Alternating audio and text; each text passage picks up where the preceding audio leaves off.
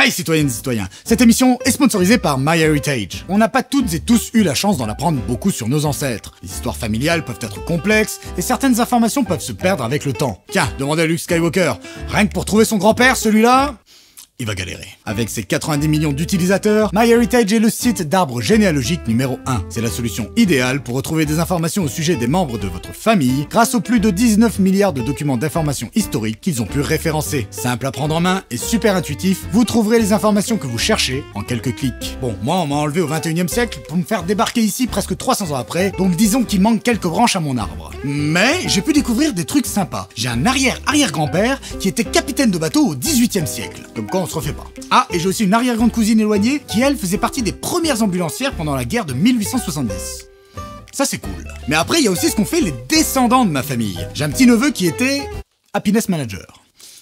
Bon bah super. Ah, mais il était capitaine d'artillerie lors de la 3e guerre mondiale de 2037 à 2039. Mais je crois que j'ai pas le droit de vous parler de ça, moi.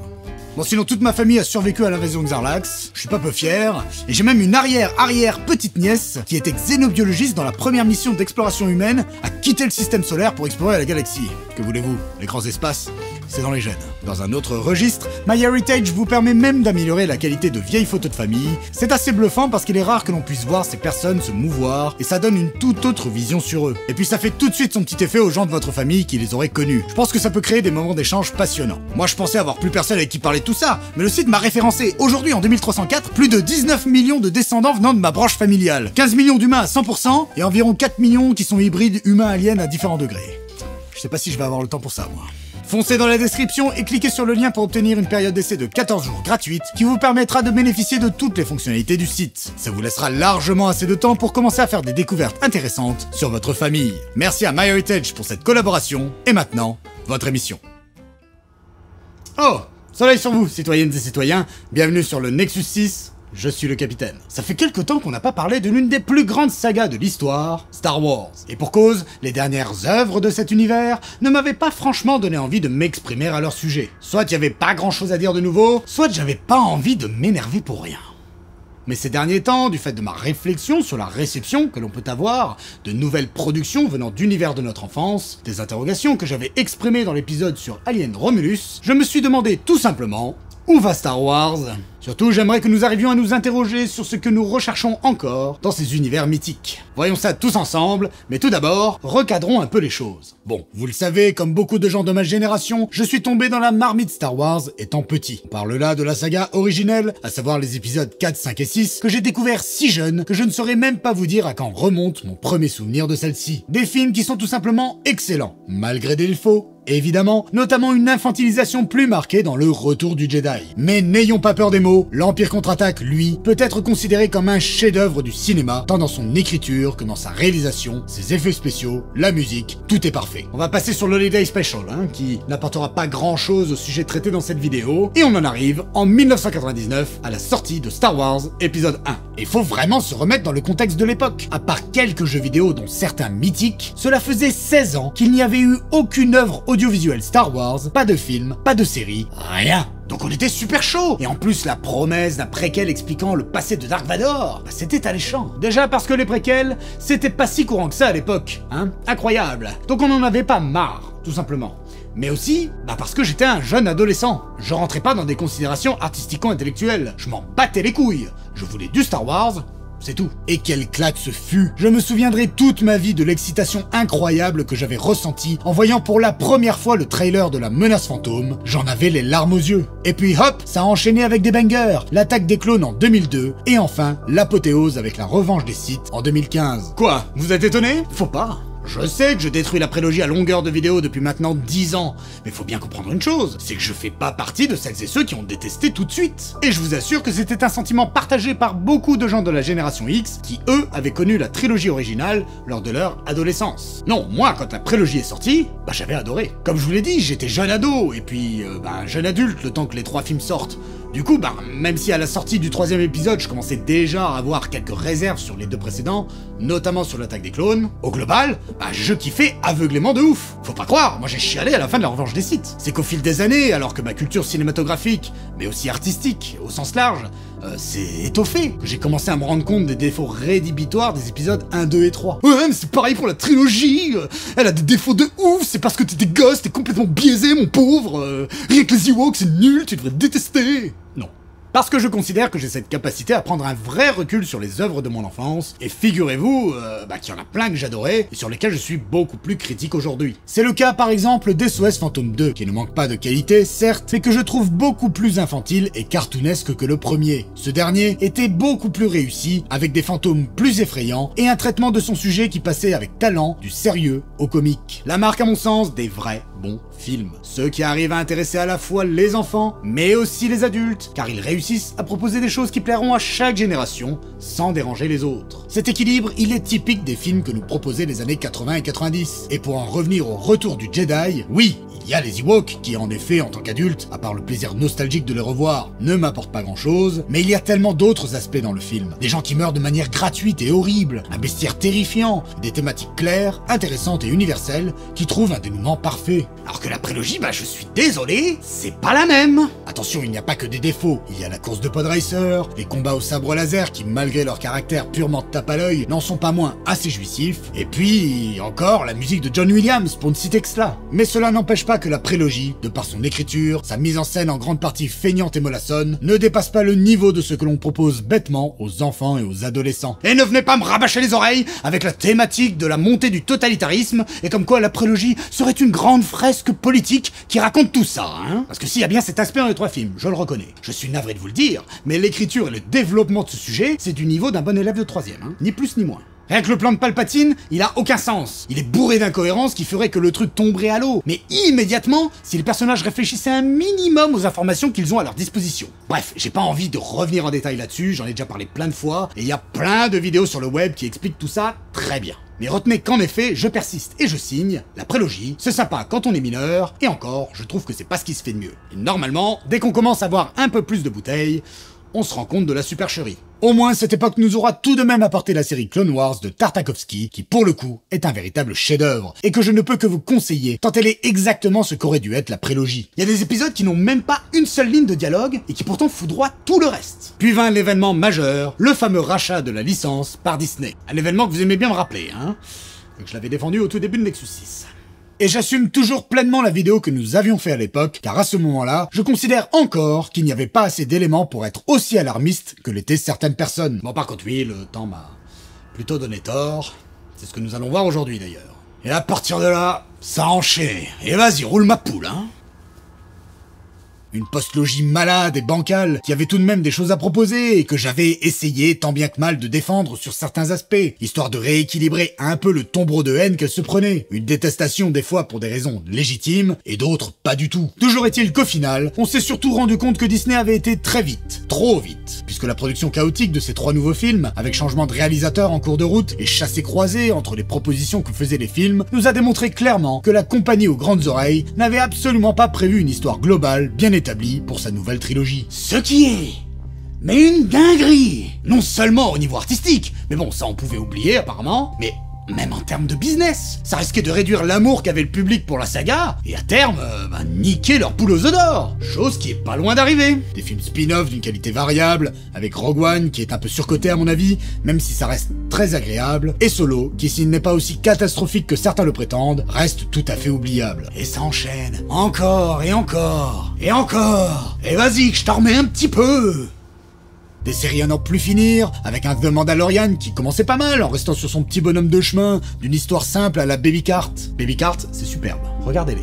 Mais qui finit par se perdre dans des considérations Star Wars-esques, en tombant dans l'écueil de lier son histoire à la grande. Ensuite, on a eu La Purge absolue, et je pèse mes mots, qui est le livre de Boba Fett, puis pour continuer à nous foutre des gros coups de tatane dans le ventre alors qu'on est au sol, ça nous envoie du Obi-Wan Kenobi de ses morts, qui étire ce 6 putains d'épisodes, une histoire qui aurait dû être un film. Et puis hop, un peu d'espoir avec Andor, qui relève le niveau, ça fait plaisir putain. Bah non, allez je te fous du Ahsoka random as fuck, et un The Acolyte qui a tout du substitut de somnifère. Vous constaterez que j'ai évité de parler des séries d'animation. Les Star Wars The Clone Wars, Rebels, Force du Destin, Résistance, The Bad Batch, Tales of the Jedi, Les Aventures des Petits Jedi, ou encore Tale of the Empire. Tout ça, j'ai pas vu, ou par intermittence, donc à part nous informer que Disney veut faire tourner la planche à billets, ça nous dit pas grand chose. Et je dis ça indépendamment du fait que ça soit bien ou pas. Bon, en vrai, je pense que les 3/4 de ces trucs ne justifient pas que je perde mon temps dessus. Mais je ne peux pas réfuter qu'il y ait peut-être des choses pas mal dans le lot. Tiens, si, Star Wars Visions, ça c'était bien. En même temps, c'est une série d'anthologie qui n'est pas canon et où les créateurs ont eu plus de liberté. Comme quoi, bon voilà où on en est.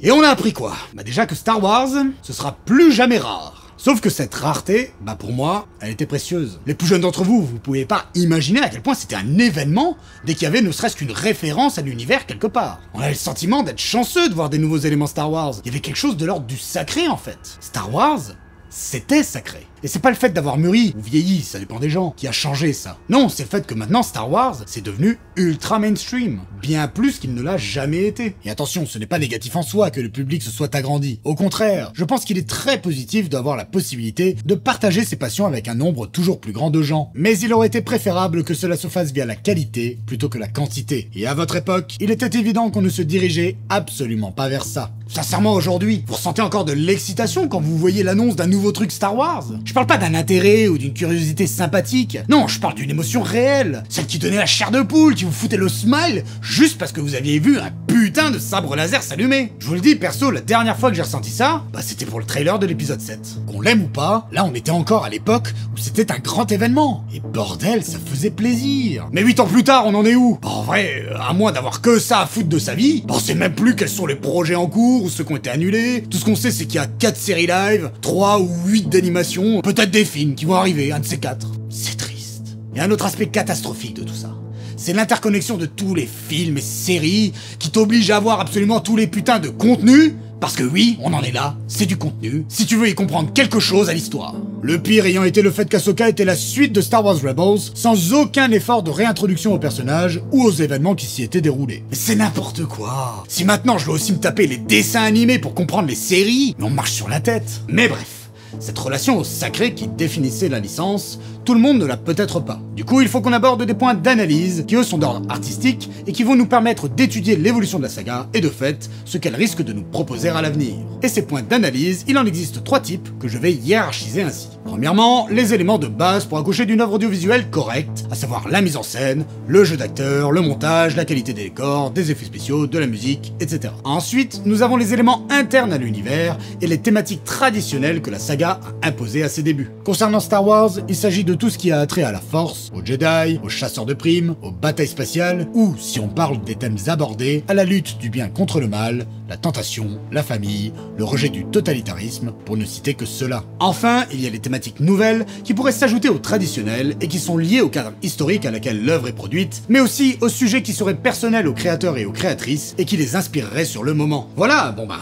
voyons chacun de ces points. Concernant les éléments de base qui sont censés donner un film ou une série correcte, eh bien on ne peut pas dire qu'on soit gâté. On est passé de 3 premiers films qui ont été des références à leur époque, notamment dans leur ambition en termes d'effets spéciaux, qui se payaient aussi le luxe de proposer une grande fresque épique et universelle, bien écrite, avec des personnages intéressants et attachants, incarnés par des comédiens qui faisaient le boulot, à des séries produites à la va-vite, pour remplir la grille de programme d'une plateforme, afin d'attirer des abonnements et générer de l'argent. Cette recherche d'une production rapide accouche en majorité de créations mal écrites, qui manquent d'ambition et d'ampleur, réalisées de manière basique avec le fameux stagecraft qui me sort par les yeux, tant il uniformise complètement la mise en scène de toutes ces putains de séries, avec des décors en carton-pâte, un étalonnage dégueulasse, des comédiens plus ou moins bons, mais surtout moins que plus, et des situations rocambolesques qui n'auraient même pas dû dépasser le stade du premier jet du scénario. Bref, une catastrophe.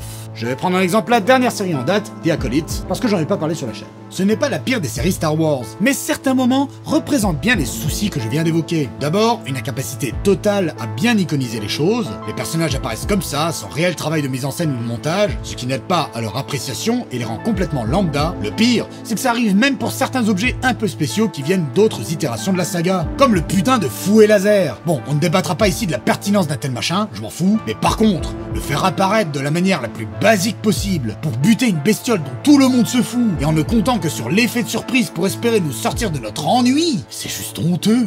Et si avec ça, mais il y a pire encore. Et je sais même pas comment bien vous expliquer le truc. Il y a certaines scènes qui n'ont aucun sens. C'est même pas ça, non. Elles n'ont aucune raison d'être. Non, vous allez voir, c'est lunaire. Il y a ce moment où toute une farandole de Jedi sont emmenés à travers un temple Jedi pour aller voir un autre Jedi qui, entre-temps, est mort. Notre héroïne principale, Osha, qui ne jouit pas forcément de la confiance de ses compagnons pour plusieurs raisons, est confrontée à une vision de sa sœur jumelle qui l'entraîne dans un autre couloir. Méfiant, un autre Jedi se sépare lui aussi du groupe pour la suivre. Au final, Osha arrive sur les lieux du crime en première, et alors qu'elle examine le corps, et paf, quiproquo. 10 secondes après, arrive le groupe qu'elle avait quitté et qui évidemment pense qu'elle est responsable de la mort de l'autre con. Et alors qu'on lui demande des explications, et paf, plus de quiproquo.